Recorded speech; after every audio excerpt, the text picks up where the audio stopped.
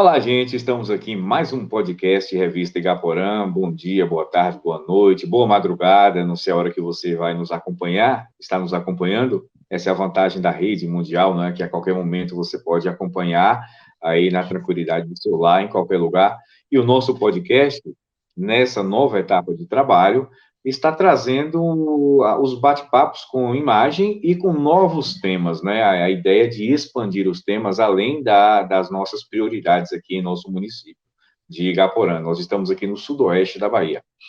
E antes de iniciarmos o bate-papo com o nosso convidado de hoje, eu quero pedir o seu apoio ao nosso projeto. É um apoio gratuito, não custa nada para você. Sabe o que você tem que fazer? Aí embaixo do vídeo, se tiver com o celular, corre um pouquinho aí, o dedinho, vai em like, clique em curtir, curta agora, logo no começo, nesse momento, curta o vídeo. Se no final você não gostou, dê o dislike, não tem problema, mas curta agora no começo, se inscreva no canal, precisamos muito do seu apoio, e compartilhe o nosso vídeo também, nos ajude na divulgação. Se puder deixar um comentário, ótimo, uma crítica, uma sugestão, algo sobre o que foi comentado, uma dúvida, nós estamos aqui à sua disposição. E o nosso trabalho está começando hoje com o nosso amigo Rui Augusto.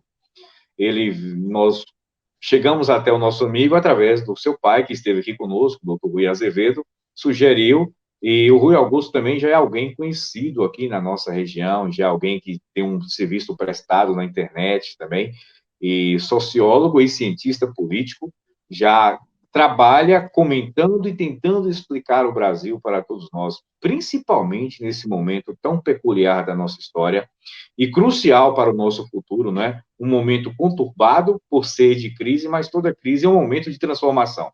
Então, nós vamos tentar entender, nesses 30 minutos de conversa com o nosso amigo Rui Augusto, o Brasil atual e, principalmente, o que podemos esperar a partir de 2023, focalizando também o sertão baiano, a nossa região. Rui, obrigado por sua presença, por ter aceito o nosso convite, e esteja à vontade para se apresentar ao nosso público.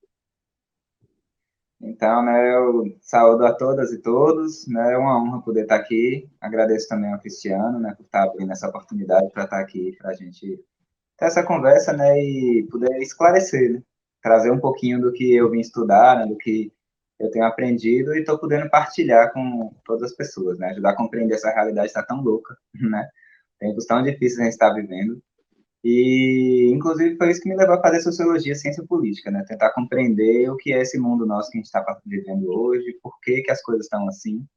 Então, tentar dar umas pinceladinhas, né? Caminhar um pouquinho pela história do Brasil, entender aí onde a gente está, para onde a gente vai. Eu sou sociólogo e cientista político, formado pela Universidade Federal da Bahia. Tenho também uma caminhada aí com Igaporã, né? Minha mãe é daí, eu frequentei muito, né? Conheço algumas pessoas.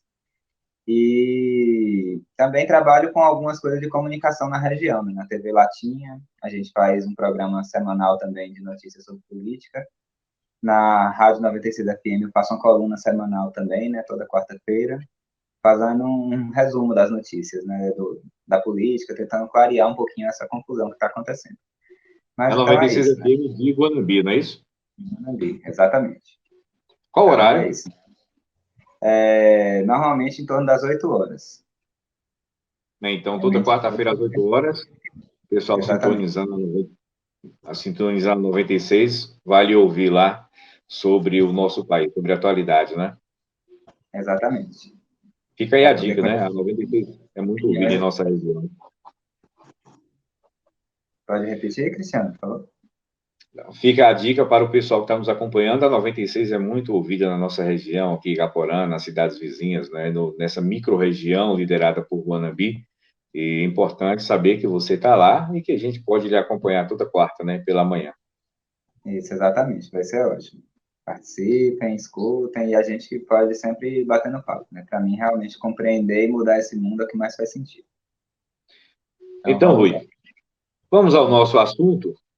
Hoje nós estamos vivendo um período, já tivemos outros períodos cruciais, decisivos, de transição, de conflitos na história brasileira, mas esse período possui as suas peculiaridades, principalmente pelo poder que a comunicação, que os veículos de comunicação alcançaram e, com isso, a velocidade na difusão de informações, de imagens, textos, tal, e o período político, o momento político, o momento econômico, o momento cultural, social do país está profundamente alicerçado nesses novos instrumentos de comunicação. Mas é importante que tentemos entender, Rui, esse momento atual do Brasil a partir de uma perspectiva histórica, né? Como chegamos ao que estamos hoje? O que levou o Brasil a ser esse país fragmentado, sim, dividido, sim, luta por todos os lados, e com esses traumas que recentemente atingiram a população e toda a esperança depositada a partir do ano que vem para alguns, né? O Brasil de hoje, como aconteceu, como se formou, como chegamos ao que chegamos? Então, né, profundíssima essa pergunta, né? Vamos ver se a gente dá conta aqui nesse tempo. Com certeza. É isso, é bem interessante, eu acho que essa é a questão fundamental. Primeiramente, entender, né, o nosso país, esse ano fez 522 anos, foi descoberto, mais ou menos 500 anos, né, que os europeus estão aqui colonizando, né, e começando esse processo de transformar o país num lugar onde essa colônia, né, de exploração das matérias-primas, né, primeiramente a gente conhece as histórias da escola, né, de pau-brasil, esse ciclo de cana-de-açúcar, de ouro, café. Hoje em dia a gente vê muito, né, minério de ferro, soja, petróleo, né, o que a gente tem de riquezas, e o mundo sempre teve de olho nessas nossas riquezas, né. O nosso país realmente é um dos mais privilegiados e abundantes do mundo, né, em relação a recursos naturais. E aí, nesse tempo onde o mundo está passando por tantos desafios econômicos, ecológicos, né, uma crise mundial desde 2008, no mínimo, né, a gente pode colocar, né, que teve aquela crise nos Estados Unidos. Então, nesse período, realmente o mundo está um pouquinho mais intenso, né, mais radical, as disputas, as coisas estão um pouquinho mais extremas, porque quando a gente tem uma crise no mundo, os interesses vão ficando cada vez maiores, né? Por exemplo, uma eleição não fica sendo só uma eleição, ela define muitas coisas, né? O rumo das nossas vidas, o rumo do país, o que vai acontecer com os recursos importantes, né, fundamentais que estão sendo geridos pelo Estado. Então, é muito interessante a gente localizar, né? Primeiramente, vale a pena dizer que essa foi a eleição mais disputada que a gente já teve na história do país, né? Assim, mais apertada a margem de votos.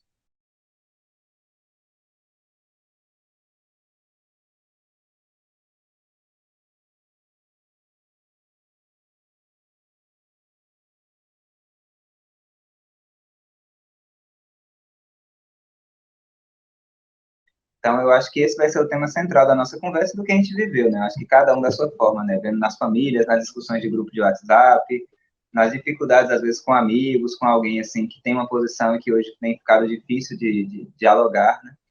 Então, a primeira coisa muito marcante é isso. A gente vê um país fraturado, né? Dividido. A diferença de votos foi 2,2 milhões, que para o Brasil é muito pouquinho, né? Não deu nem 2% dos votos totais. Então, isso já mostra que, assim, Lula venceu, mas a disputa continua acirrada, né? Assim, certamente Bolsonaro e os seus seguidores, né, e eleitores tendem a continuar com um período ainda de uma resistência forte, né? Porque se os outros governos do PT já tiveram dificuldades, né, de governar com vantagens maiores no momento da eleição, dessa vez certamente isso pode tornar o quadro um pouco mais complexo para a governabilidade.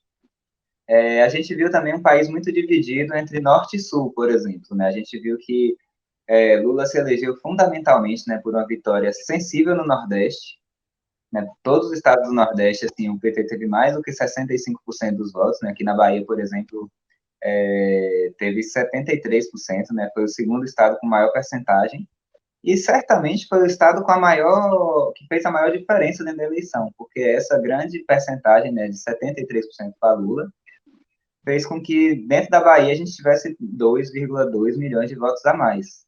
Então, isso aí dá mais ou menos os votos de São Paulo e do Rio de Janeiro, a mais do que compensando, né? O que Bolsonaro teve a mais no Rio e São Paulo foi o que a gente teve de diferença na Bahia. Então, assim, o Nordeste marcou essa diferença, né? No final das contas, Lula venceu em 13 estados, Bolsonaro em 13 e no Distrito Federal. Então, ficou mais ou menos dividido. Mas quando a gente vai olhar por regiões, acaba definindo mais. No Centro-Oeste, e o Sul completamente com Bolsonaro, né, o Sudeste, São Paulo, Rio e Espírito Santo também, Bolsonaro venceu em torno de 55-45, né, como a gente viu os resultados, e aí Lula venceu, né, em Minas, Pará, Amazonas e Tocantins. E aí os outros estados também da região norte ficaram divididos, Bolsonaro venceu. Então, a gente olhando para esse cenário, a gente vê um país dividido, a gente vê essa divisão muito dentro das classes também, né? A gente viu muito que as pesquisas indicaram, né? Assim, foi uma maioria de pessoas que recebem menos de 2 salários mínimos que deram essa votação para Lula, né? E principalmente a partir de 2 salários mínimos, e à medida que você vai subindo a renda, vai tendo mais votos para Bolsonaro. Então, esse é um fenômeno muito interessante para a gente estudar, né? Enquanto ciência política, perceber, por exemplo, por que isso aconteceu, né? Como lidar com isso agora, depois que a eleição passou, e pensar também por que essas diferenças tão claras, né? Então, a gente está com esse grande desafio, né, nesse momento, de conseguir conciliar esses dois países, né, depois da vitória eleitoral de Lula, e como é que a gente vai seguir em frente, né, a partir de agora. Então, assim, o tema central desse nosso diálogo de hoje é pensar nessa polarização, né? Uma palavra tão usada, tão dita. E, assim, por que uma polarização?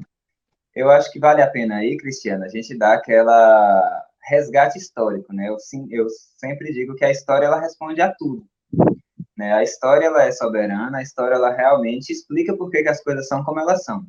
Inclusive, Sim, também sim. fiz história em período, fiz muitas disciplinas de história na faculdade, porque eu sou apaixonado por história, mas acabei me enveredando por outra área, né? E aí é muito interessante a gente retomar aquele início, né, da nossa conversa, quando falou da colonização. Então, existe um Brasil, fundamentalmente, que é o Brasil da colonização, que é o Brasil dos grandes latifundiários, das pessoas que têm largos espaços de terra, né, para fazer uma produção em larga escala e exportar. E essa, há 500 anos, é a estrutura fundamental do nosso país. Né? Assim, então, para que isso aconteça, tem que ter algumas coisas, né? Por exemplo, desregulamentação de leis ambientais. Para que isso aconteça, como é que a gente pode usar a expressão? Né? Tipo, muito abertamente, né? Que eles possam crescer sem limites.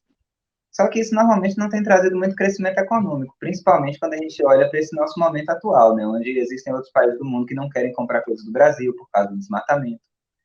Mas então, quando a gente pensa então que o nosso Brasil ele tem essa estrutura latifundiária, ela para os latifundiários, para os empresários, para os grandes grupos, né, as elites do país, eles vieram com esse projeto.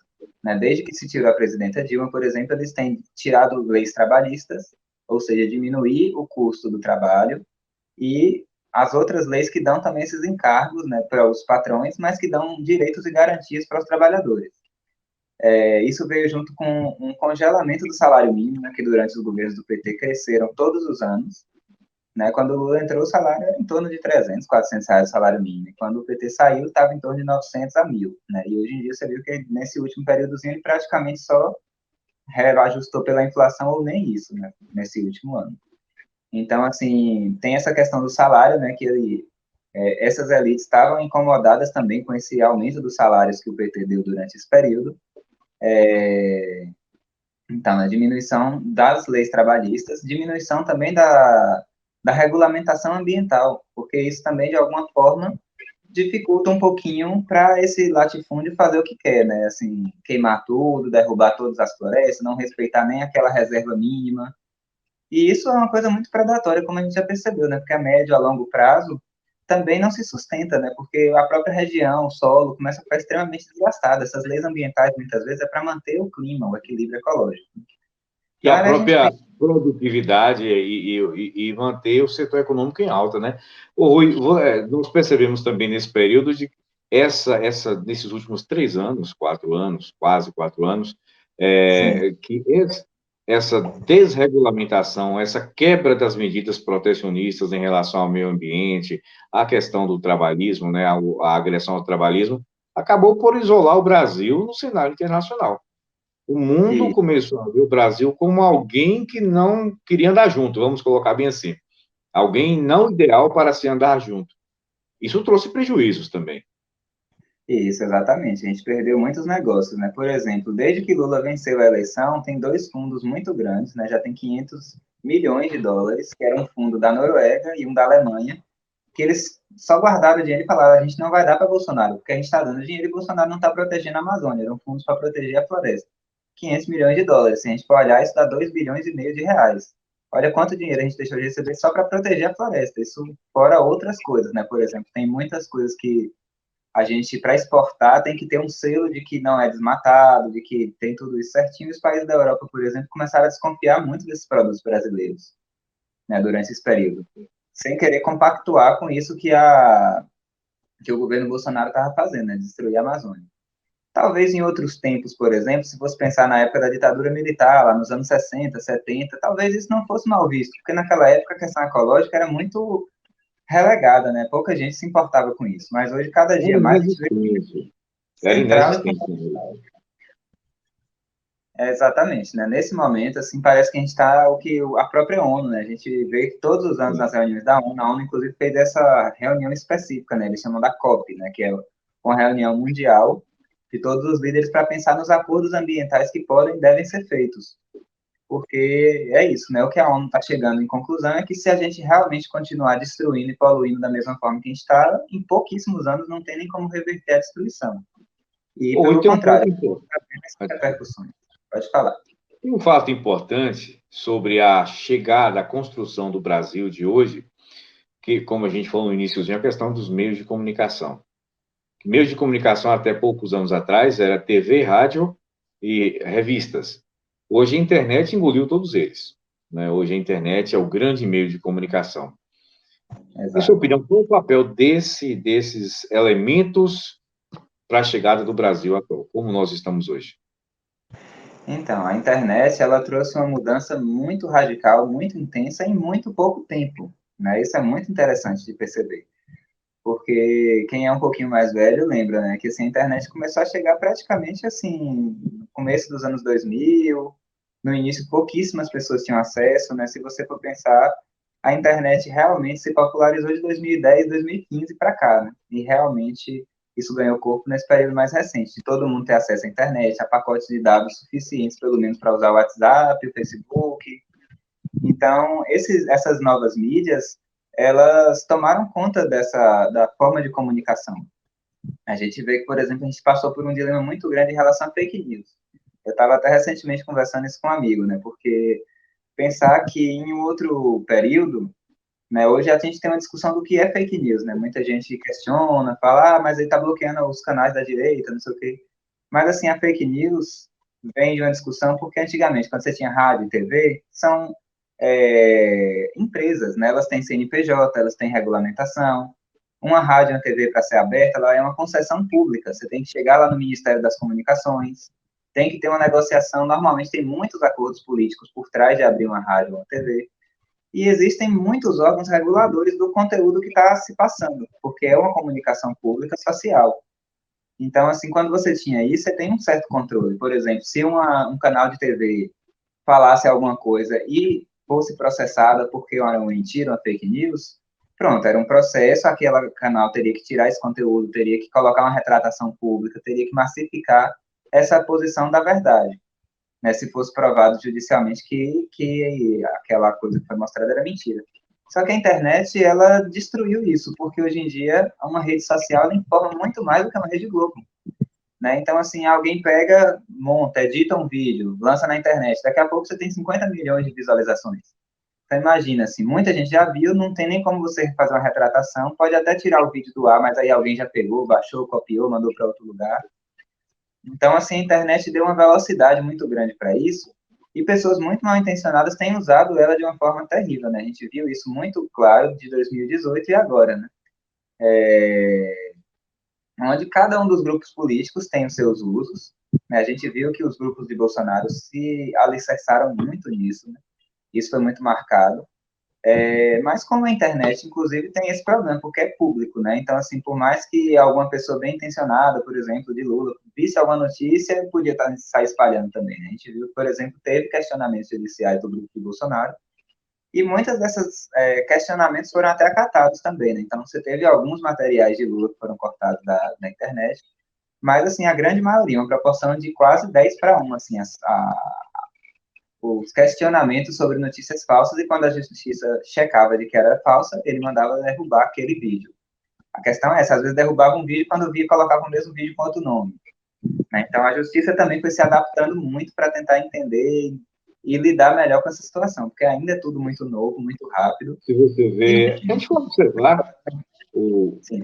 os órgãos reguladores que ainda não conseguem criar uma regulação, não conseguiram criar uma regulação eficaz para a internet, mas nessa eleição, justamente como você disse, a Justiça Eleitoral, principalmente, partindo sempre atrás, porque havia um ilícito anterior, e ela buscando, derrubando conteúdos, punindo pessoas, punindo produtores, mas minimamente conseguiu cumprir um papel, né? Só que, a partir dessa eleição, observemos, em 2014, nós tínhamos ainda o público votante em Dilma Rousseff mais forte na internet, de maior penetração. Isso mudou com o tempo, e nós chegamos à eleição entre Bolsonaro e Haddad com a direita, com um público muito mais competente na internet. E aqui eu não digo em questão do tipo de conteúdo, fake ou não, verdadeiro ou não. Eu falo o uso em si. Então, muito mais competente. Oi? Eles têm um domínio, né? Uma máquina muito eficiente. Eles conseguem espalhar essas informações. Perfeito. Só que nessa eleição houve já um contraponto. A oposição ao Bolsonaro conseguiu se sobressair também. Aprendeu que precisa, que aquela velha política, que já é velha, recente, mas já é velha, de comícios, de manifestações públicas, de TV e rádio somente, ela já não consegue se sobressair na disputa eleitoral. E conseguiu mergulhar no meio como se diz? No meio digital. Eu estava vendo um país europeu, não me recordo qual foi aqui agora, que implementou a alfabetização digital, se não me engano, o nome é esse. Justamente com o objetivo de combater a difusão de mentiras na internet, de informações fakes. Em sua opinião, no Brasil, a escola é preponderante nisso aí? É preponderante para a gente conseguir, não a regulamentação em termos de leis, mas de hábitos, de práticas, para que o jovem, o cidadão, saiba buscar as informações? Isso seria muito interessante, né? A questão principal do Brasil é que a gente ainda tem uma educação muito deficiente em quase tudo, né? E principalmente nos meios digitais. Se você for pensar que as escolas, em geral, elas têm poucos recursos, a computador, a internet, né? Durante a pandemia mesmo, a gente teve uma reivindicação muito grande de que as escolas públicas, por exemplo, disponibilizassem ou chips ou internet gratuita, que pelo menos os estudantes tentassem chegar lá, pegassem o sinal para poder fazer uma educação mínima à distância. E ainda assim isso não conseguiu ser implementado. Então, assim, ainda tem esse desafio, né? E aí no Brasil a gente tem uma estratificação muito grande também, né? Por exemplo, se você for pensar, tem camadas médias com super acesso à internet, com níveis de educação razoáveis, e ainda assim elas caem nessas discursos, né, de fake news. Então, assim, eu acho que é interessante a educação, mas tem que ser uma política generalizada, né? Eu acho que isso tem que partir em vários órgãos da sociedade civil, da imprensa, acho que das universidades também, né? Nessa formação de novos professores, talvez campanhas onde inclua a escola, mas esse conceito atual, né? De uma comunidade escolar, por exemplo, né? Onde a escola influencia o jovem, para o jovem também conversar com seus pais, fazer discussões dentro da escola, porque são coisas básicas. Eu acho que dos dois lados políticos, né, para todas as facetas políticas que a gente pensar, é muito melhor se trabalhar com a verdade, com números, com dados, né? A verdade, ela prevalece. Isso E mesmo. são simples. Hoje a gente tem uma grande enciclopédia universal. Isso, hoje, eu fico muito impressionado quando a gente vê o poder da internet, né? A gente tem visto muito o lado mal, a gente fica um pouco tenso, né, assim, como lidar com os problemas que a internet traz, mas olha que revolução, né? Eu fui de uma época, eu acho que você deve ter sido de uma época ainda mais desafiadora, né? Que a gente tinha que procurar uma biblioteca pública para procurar uma enciclopédia, uma Barça, um almanaque Abril, para poder encontrar uma informação sobre alguma coisa, né? E Com hoje em dia a 20 gente anos de atraso, 10 anos de atraso, às vezes. imagina, né? Exatamente, para encontrar informações antigas. Então, agora você dá um Google, você tem informações atualizadas de todas as coisas de qualquer lugar do mundo. Então, assim, por exemplo, esse mesmo hábito, como você falou, né? Do mesmo jeito que você recebe um vídeo antes de passar, fala, checa, confira, joga na internet ali, é fake ou é verdade? né? Porque, assim, existem hoje muitos sites e agências de checagem, por exemplo, que já fazem esse papel. Então, eu tenho certeza que, assim, grande parte das notícias polêmicas, se você dá um Google básico e não acreditar só no primeiro, né? Ler dois, três, quatro, cinco. Então, aí a gente entra para um problema mais complexo da educação. Exatamente, é um hábito de pesquisa, é um hábito de estudos, né? Porque, em geral, é isso. As pessoas mal leem a manchete e já ficam impressionadas e já saem compartilhando o vídeo. Então, essa nova Compartilha educação... tudo na manchete, isso é um problema, a cabecinha do texto. Exatamente, né? Só lê ali em cima o título e já fica impressionado. Hoje é Então, o assim, é, uma, seguinte, nós é um estamos grande chegando desafio. na etapa, na reta final, já estamos com 25 minutos, combinamos 30, né? Vamos entrar diretamente naquela segunda parte da nossa conversa, que é o que esperar. Temos um Brasil, como você demonstrou, fraturado politicamente, culturalmente, até socialmente, dividido, sim. Parece aquele livro de Zueni Ventura, Cidade Partida, só que numa dimensão maior e com outros detalhes também, né? Então, o que que acontece? O que podemos esperar para esse Brasil a partir de 2023? Né? E a nossa região, Rui, o que que você acha que pode haver de perspectivas para o nosso sertão baiano, para o Nordeste, a partir de 2023? Ótimo, vamos lá, né? Eu acho que, assim, Lula veio com uma frente amplíssima, né, com seus antigos adversários, né? Assim, por exemplo, né, o Lula chegou a disputar contra Geraldo Alckmin, por exemplo, em 2006.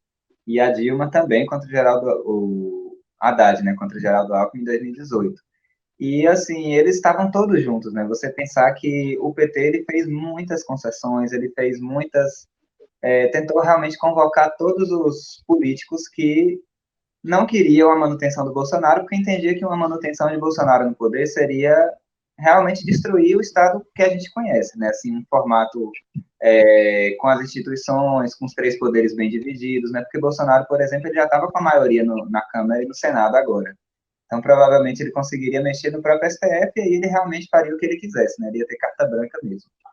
Então, assim, Lula conseguiu essa frente muito ampla, e ele é um ótimo, talvez a melhor pessoa para estar nesse lugar de tentar equilibrar todos esses lados, né? Porque vai ser muitos interesses, né? Você tem partidos de extrema esquerda, à direita tradicional, e aí o que, que a gente pode esperar desse próximo ciclo, né? Um governo tenso, um governo com muitos desafios, um governo que vai estar recebendo um país, né, assim, bem estraçalhado, né? A gente está vendo essa discussão agora, por exemplo, da PEC, né? De tentar ali ver o que, que dá para fazer com orçamento, cobrir coisas mínimas, que, por exemplo, Bolsonaro tinha zerado o dinheiro para a farmácia popular, para ciência e tecnologia, então só tentar repor isso vão ser bilhões, vai ser um dinheiro que eu tenho que tirar de algum lugar e tentar renegociar, né?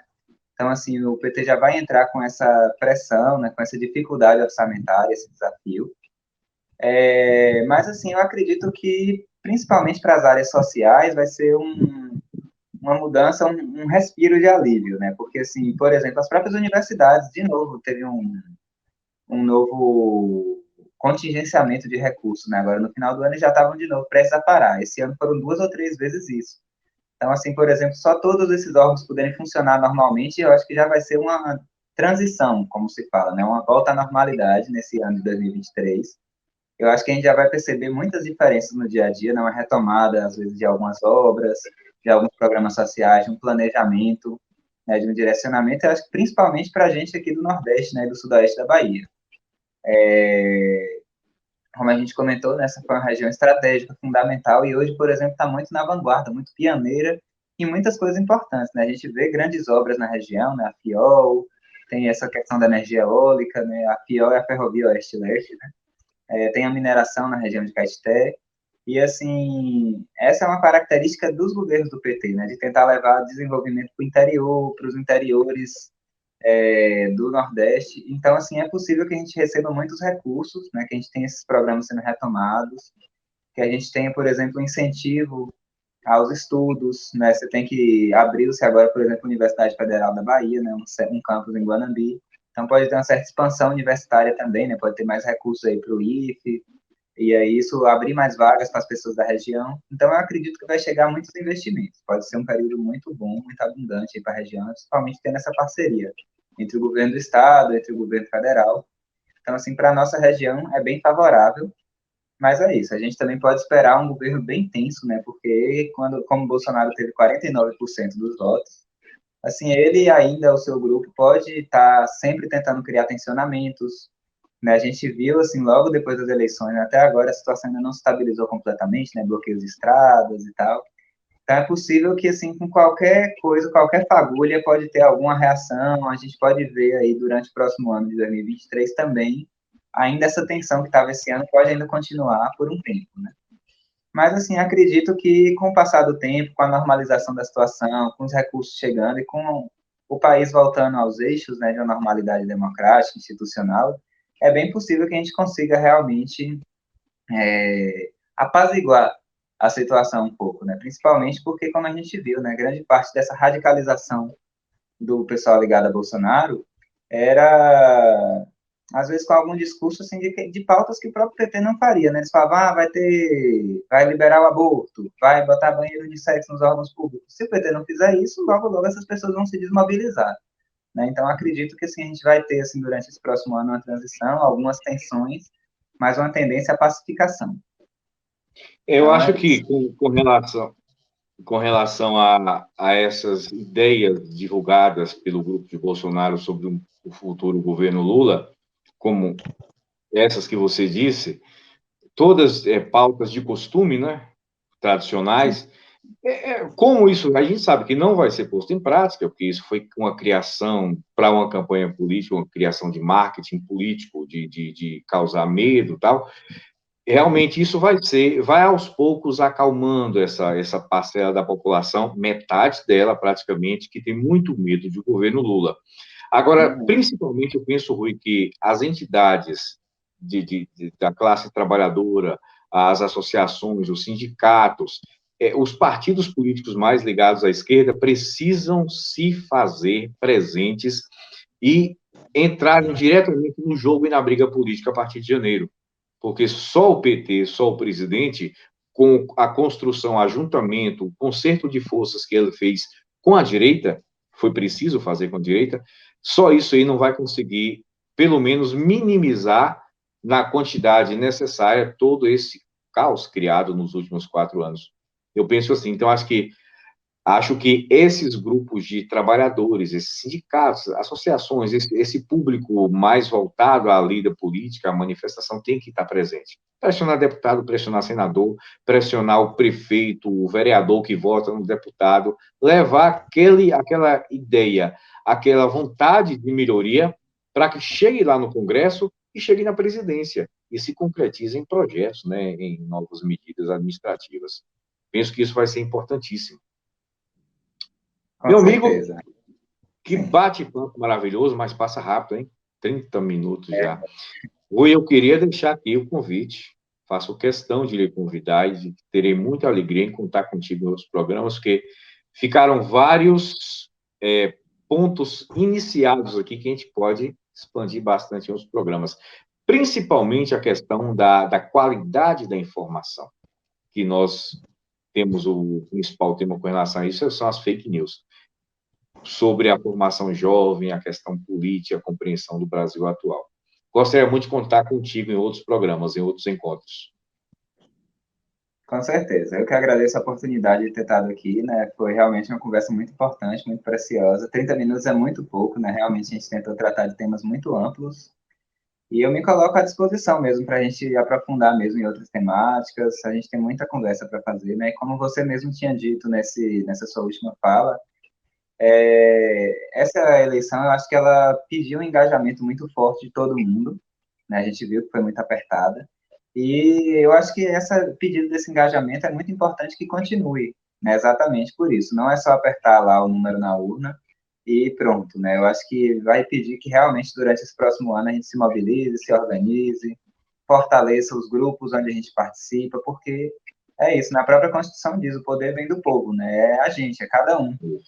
Então, em Com cada lugar onde a certeza. gente puder, levar conscientização, diálogos, tentar organizar as pessoas, fazer a diferença no seu bairro, né? Pensar o que a gente pode fazer para fazer uma vida melhor, né? Não ficar só esperando do prefeito, do vereador, do deputado, do que chegue da presidência uma mudança, mas que a gente aqui também pense o que a gente pode fazer no nosso contexto, no nosso local, né? De trabalho, de socialização, de lazer. Então, isso é muito Perfeito. importante. Com Então, certeza. agradeço a oportunidade, né? E boa noite, bom dia para todos, né, dependendo da hora. Estou aqui totalmente à disposição para a gente continuar essas conversas sempre. Que bom, Certo? vou lhe procurar com certeza. Só quero retomar aqui quem quiser acompanhar a Rui na 96 FM, toda quarta-feira, a partir das 8 horas, né? No programa de notícias da 96 FM de Guanambi. E para você que ouviu até agora e esqueceu de curtir, tá na hora, vai lá, curta o nosso vídeo, aproveite agora no final, compartilhe, dê o seu like, tá certo? E deixe um comentário também. Outros vídeos teremos outras participações importantíssimas de Rui aqui também, Rui Augusto, no nosso podcast. O projeto está começando e a gente precisa do apoio de todos para compartilhar, curtir e divulgar o nosso projeto. Rui, um grande abraço e até o nosso próximo bate-papo, com certeza.